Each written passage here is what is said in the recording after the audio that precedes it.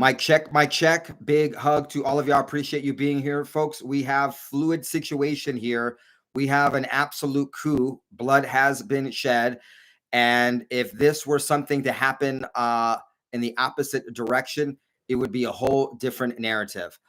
Let's get into it. First of all, let's talk about the attack on Maga and the Ross Perot attempt to split the conservative and moderate vote that has been going for Trump. And what I'm talking about here, of course, is what Elon Musk is supposedly doing in starting a new third party, the America Party. President Trump had some stuff to say about this. So let me tell you what Elon Musk tweeted out over the weekend in case you missed it. He tweeted out on the 4th of July, Independence Day is the perfect time to ask if you want independence from the two-party, some would say uniparty system. Should we create the America Party? He had 65.4% of the people from the final results, over 1.2 million votes, saying yes, and almost 35% said no. And then he said one way to execute on this would be laser focus on just 2 or 3 Senate seats and 8 to 10 House districts. Given the razor-thin legislative margins, that would be enough to serve as a deciding vote on contentious laws, ensuring that they serve the true will of the people. Now, I'm not throwing my weight behind the America Party or the American Party, the TAP.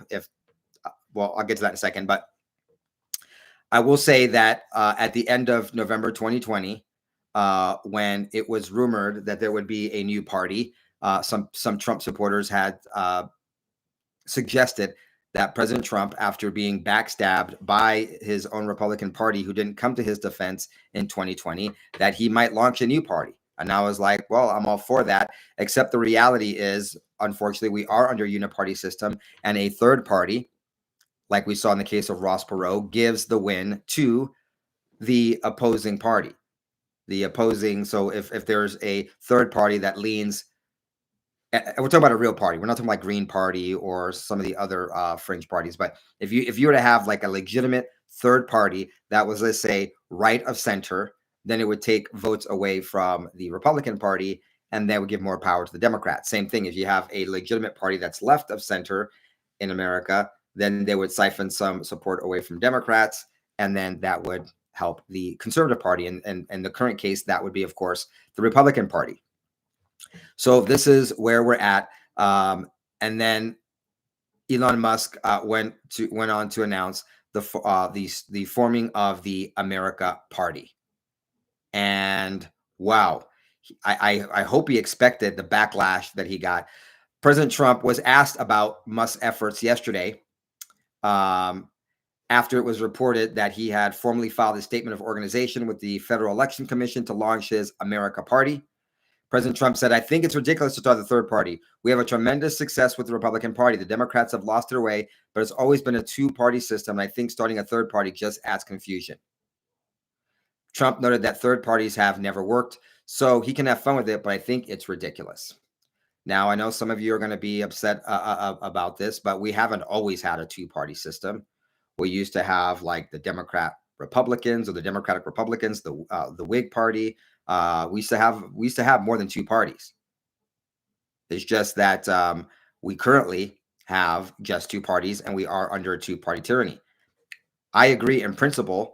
Not in this, but I do agree in principle that we should have we should have more than two parties. Maybe not a third party, maybe 4 parties. I don't know what the exact number of the exact mix is, but folks, if when we only have two parties, they act like a they act like a monopoly, right? So the left, the Democrats have a monopoly on the Democrat vote, and the Republicans have a monopoly on the conservative or center right vote. And then, of course, with those monopolies, with no competition, they take advantage of us. We shouldn't have a two-party system. I agree with that, but I'm not for Elon Musk, who, once again, I like to join a party, an American party, and nothing against immigrants. Obviously, my wife is an immigrant. She is a naturalized citizen of the United States.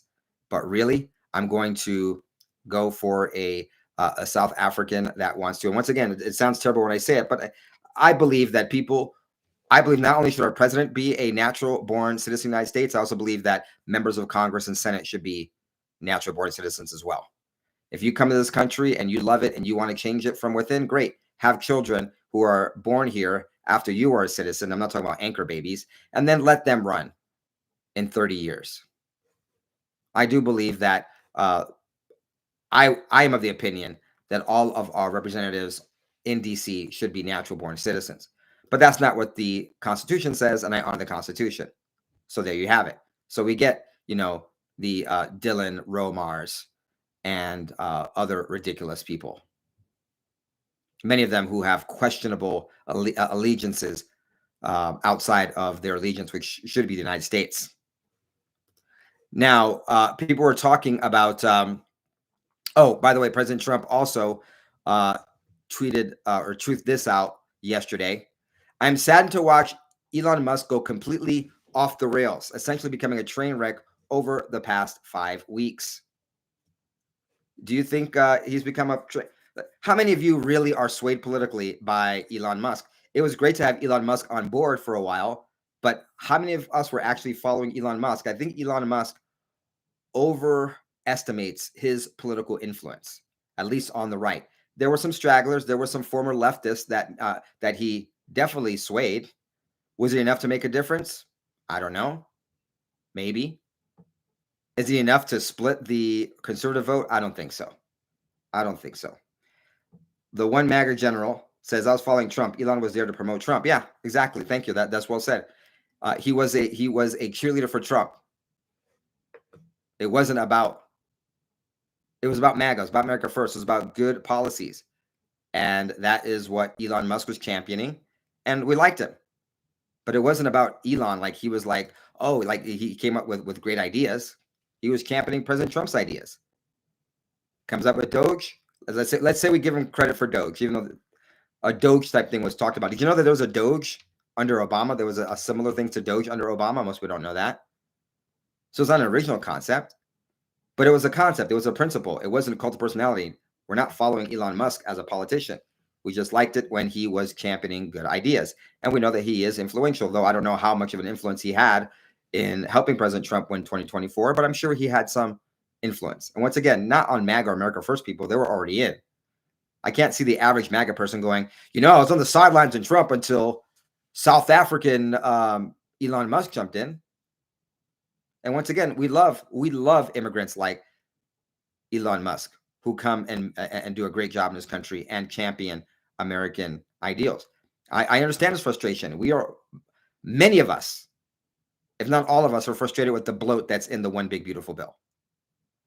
I think outside Tesla not getting these credits, there's legitimate concerns there. It's just the way he went about it, which is really unprofessional and very whiny.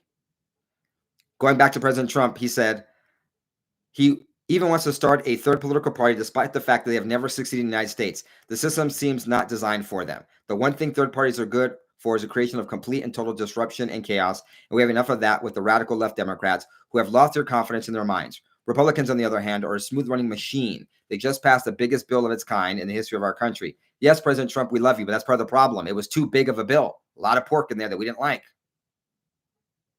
I have been strongly opposed to that from the very beginning. People are now allowed to buy whatever they want, gasoline-powered hybrids, which are doing very well, and new technologies as they come out. No more EV mandate. I have campaigned on this for 2 years. Quite honestly, when Elon gave me his total and unquestioned endorsement, I asked him whether or not he knew that I was going to terminate the EV mandate.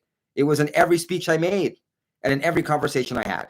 He said he had no problems with that. I was very surprised. Additionally, Elon asked that one of his close friends run NASA. While I thought his friend was very good, I was surprised to learn that he was a blue-blooded Democrat who had never contributed to a Republican before.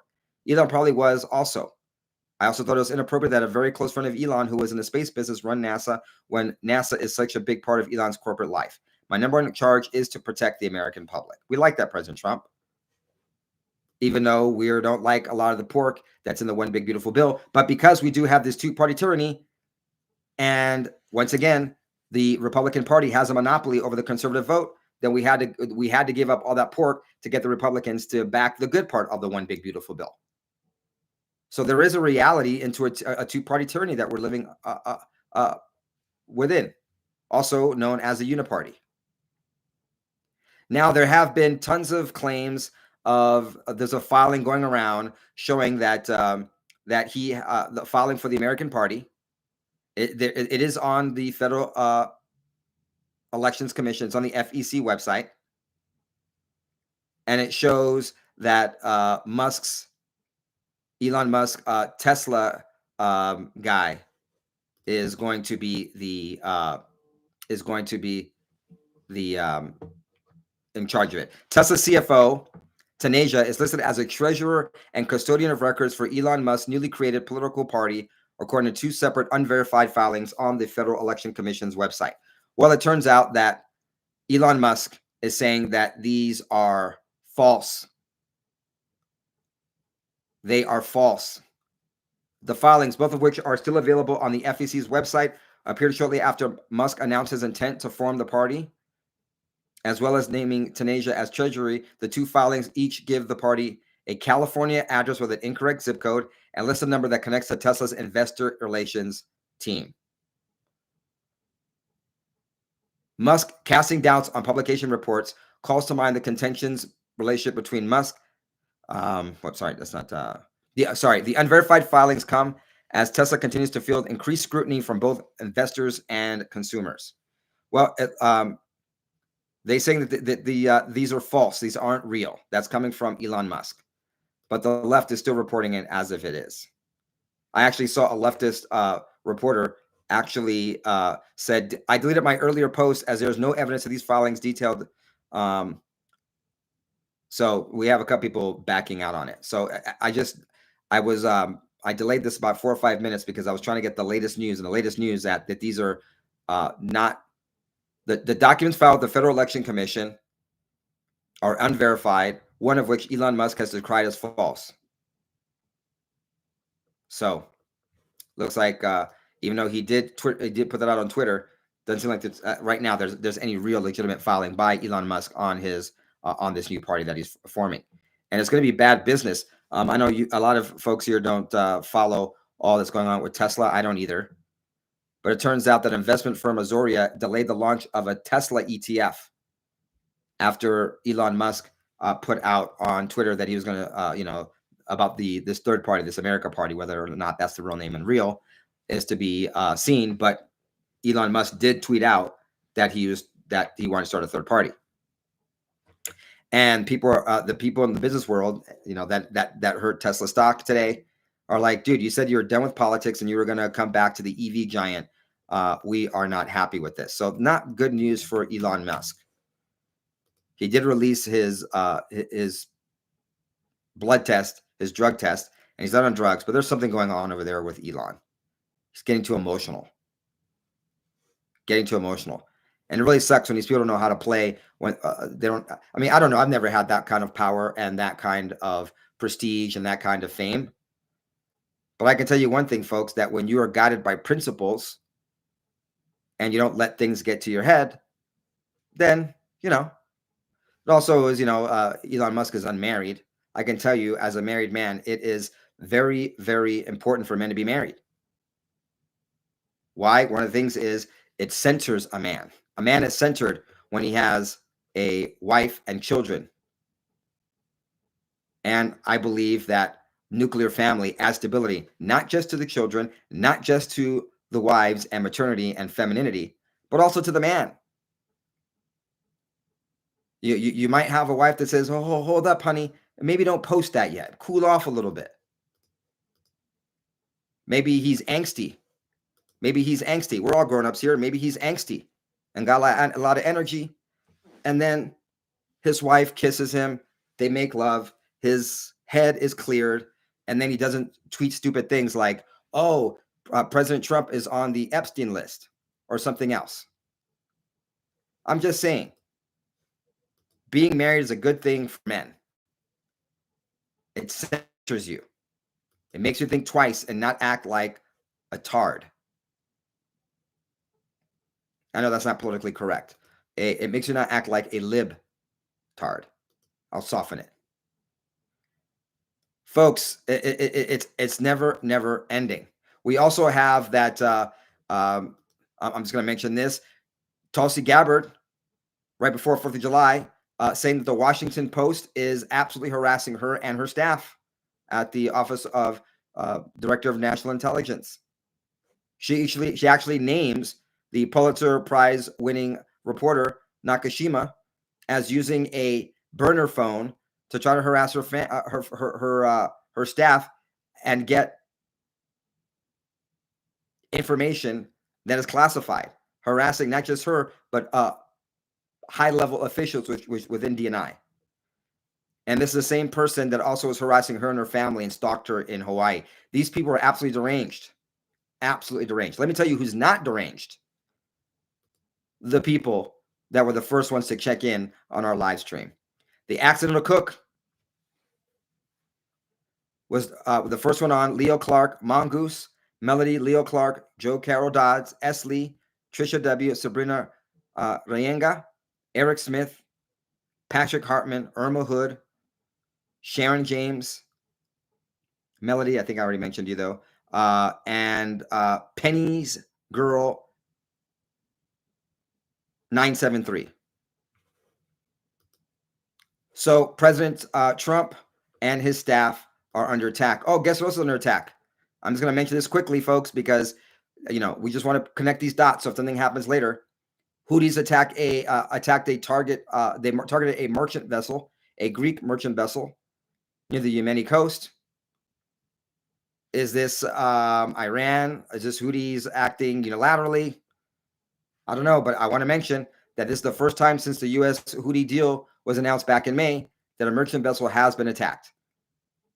It was attacked by drones, small arms fire. They had to abandon the ship, and they were saved by a UK crew. Just mentioning it, folks, just in case things flare up again in that region. You heard it here if you hadn't already, that the Houthis are attacking again merchant vessels right off of Yemen in the Red Sea. They do not, they're pummeling President Trump. But folks, look, let's talk about bloodshed. Blood has been shed as a Texas man was killed after ambushing Border Patrol agents with tactical gear and a rifle. We've seen this happen, folks. We've seen this happen. They call us on the right extremists, violent extremists. But where's the violence coming from? It's coming from the left, from the left. They call President Trump saying that he's a dog whistler, that he's dog whistling us. But of course, no consequences for the people on the left who are actually dog whistling. A man was shot and killed this morning after he ambushed Border Patrol agents armed with a rifle and tactical gear outside of a Border Patrol facility in McAllen, Texas. Now, let's not forget that we had these Texas police officers that were shot and wounded in the neck Friday night, also in an apparent ambush attack. That one took place in the ICE Prairieland Detention Center in Alvarado, south of Dallas. But the latest one today may have left one police officer who responded injured. Local and federal police returned fire on the man and killed him. You can go on Twitter X and you can see the guy is cuffed and dead. Even when a person's bleeding out, they got to cuff him. That's a crappy way to die. Protesting probably would have been better. Here's from Bill Malhusian at Fox News. 3 federal and Texas law enforcement sources tell me, this is Bill Malhusian, an active shooter with a rifle and tactical gear ambushed agents.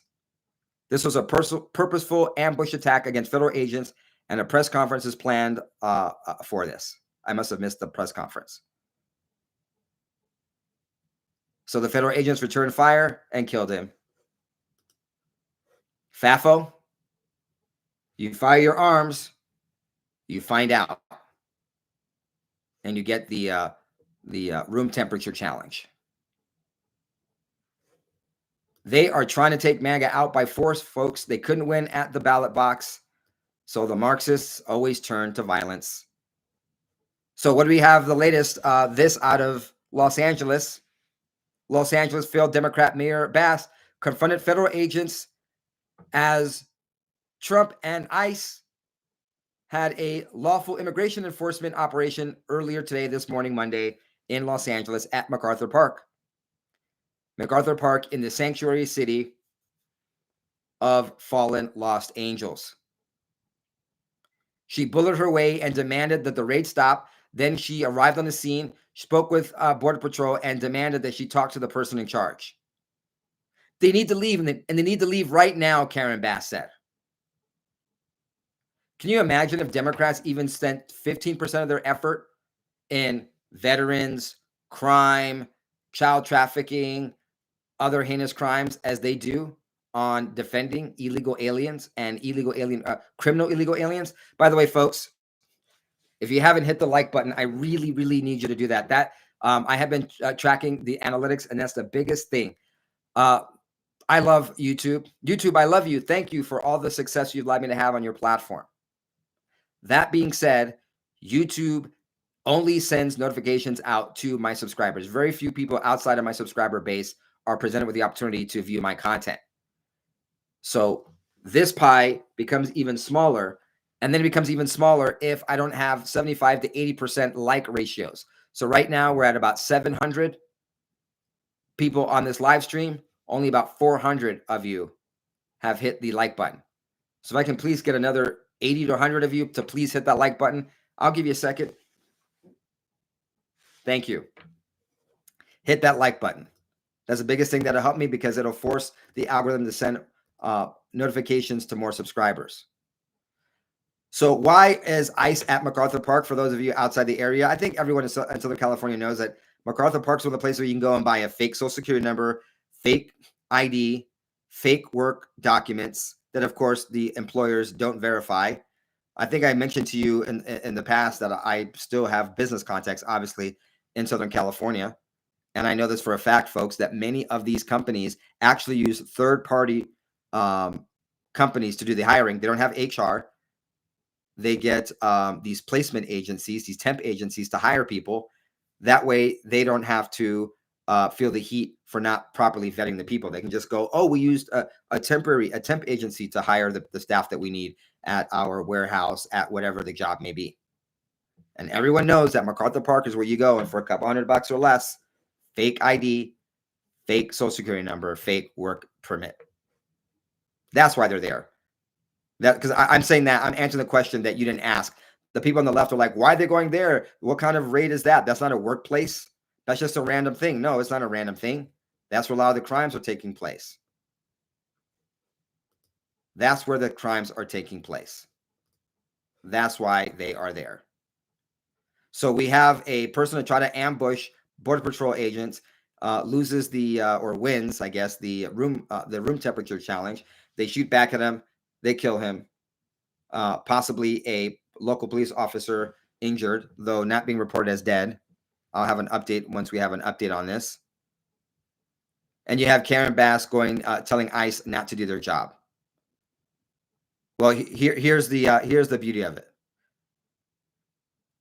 The Bill Malugin said, I just spoke to Border Patrol Chief Gregory Bovino, who was the official on the phone with LA Mayor Karen Bass at MacArthur Park today. I asked him for his message to her as she demands raids ends. And then he said, this is what he simply said. I don't work for Karen Bass. Better get used to us now, because this is going to be normal very soon. We will go anywhere, anytime we want in Los Angeles. And that's exactly what they did. They came with unmarked cars. They came on horseback, and they came with agents. This is not the usual leftist or soft Republican president administration. And then, here's from a few minutes ago. U.S.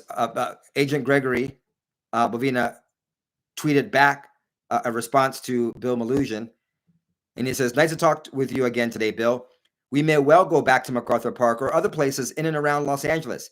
Illegal aliens have the opportunity to self-deport. Now we'll help things along a bit.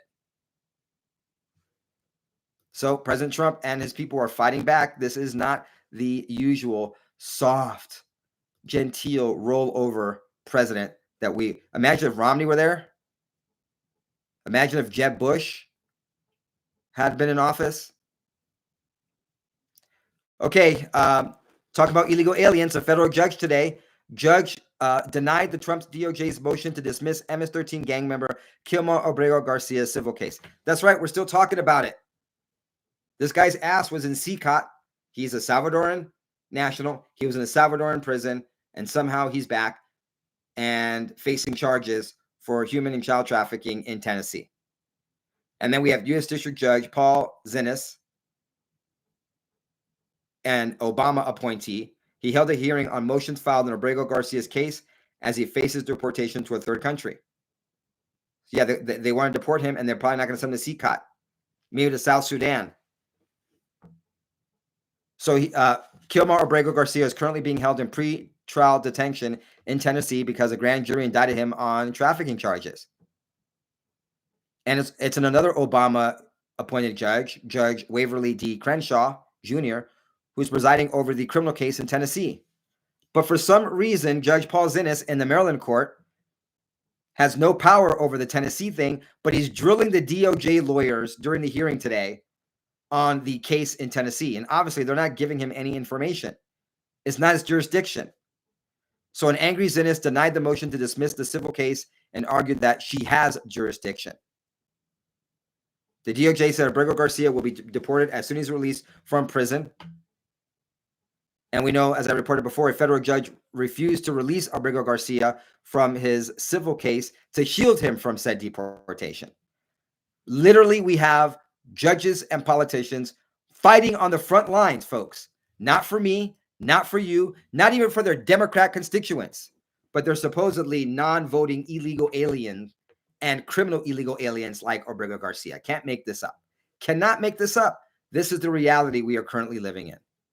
Imagine how much worse it would be if President Trump weren't there. But I'm not done.